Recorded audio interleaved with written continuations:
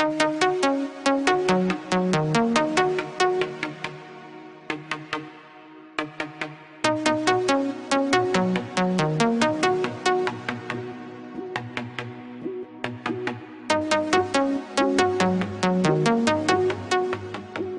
I think it does a couple things. One, it gives you confidence that you can win in a tough environment. You know, we always tell our guys, you know, the best teams like it when it's toughest, and it doesn't get much tougher than being down 12 points, under 6 minutes to go, on the road in a great atmosphere against a terrific team down there in Newberry. They got, you know, Dave's a terrific coach, and they've got, you know, unbelievable talent, particularly in the backcourt.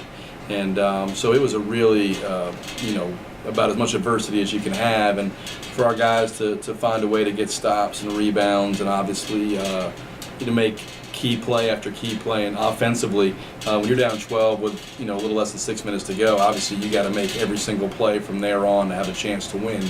And our guys did that. So I think you get confidence from that. I think you get confidence in terms of closing a game that we can close, you know, and that's a big deal. That separates, you know, good seasons from great seasons, and, you know, great, you know, championship seasons from really good years.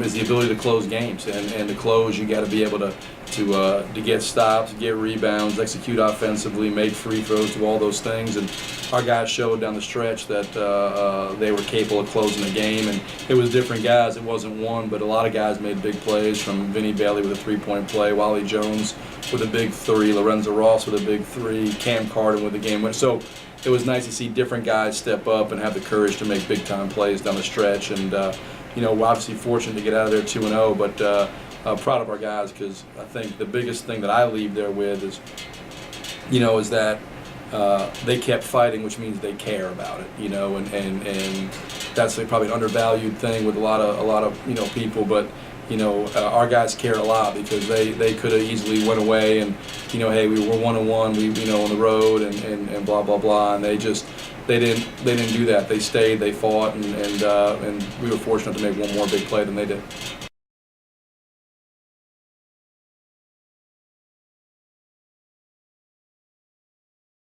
Well, that's the big thing, is, you know, to get off to a 2-0 start is really, really good, because I think it gives you a little bit of a leg up going in. Anderson's 2-0. I think we're the only two teams right now that started off 2-0, and having the difference is Anderson had 2 home wins. You know, we were able to go get 2 road wins.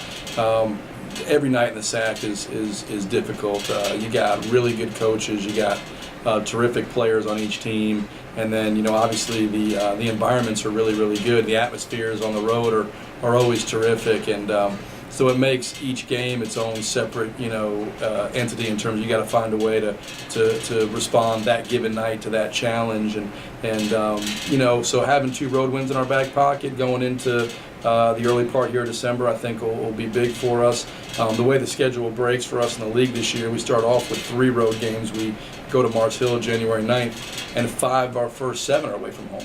So, you know, but the great side of that, the back end of that, is 7 of our last 11 conference games are at home. So that really bodes well for the back end of it, if we can handle our business on the front end. But, you know, 2-0 in the league gives us certainly our number 1 goal every year is to win the South Atlantic Conference regular season title. We tell our guys all the time, if you're good enough to win the South Atlantic Conference regular season title, with how good the league is, you're good enough to play for and compete for the national title. And so we're in a good position headed into you know, these last 3 games of the semester. Then obviously really the race for the league kind of heats up when we get back here January 9th at Mars Hill.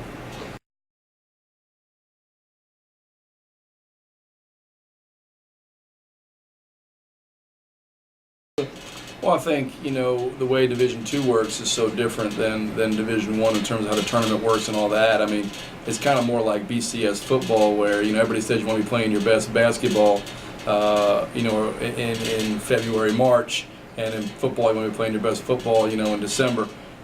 But, you know, if you don't play good basketball in November, December, you can play yourself out of an NCAA tournament bid, an at-large bid at least, in November, December.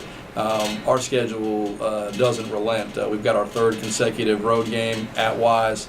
It's our 3rd consecutive in-region road game, and it would be huge for us in the sense that it would give us 4 in-region road wins heading into what I think will be back-to-back, probably as difficult a stretch as we've had here. We're hosting I think there's 3, we looked it up, and there's 3 unbeatens teams left in the Southeast region, us, King, and Augusta State. We happen to play King, who's unbeaten, and Augusta State is unbeaten back-to-back. And what those games mean is a ton. They're really every bit as important, maybe more important in terms of the NCAA tournament deal than some of the conference games, because they're both going to be ranked teams in terms of the regionally. They're both NCAA tournament teams, so the games carry a ton of weight. We get to host King here on the 16th. We go to Augusta the 19th, and I think those games, along with Wise, if we're able to take care of our business, will put us in a great position heading into January when we host Tribeca, in terms of where we are in terms of building a resume for an at-large bid. But it's a marathon, and you got a long way to go either way.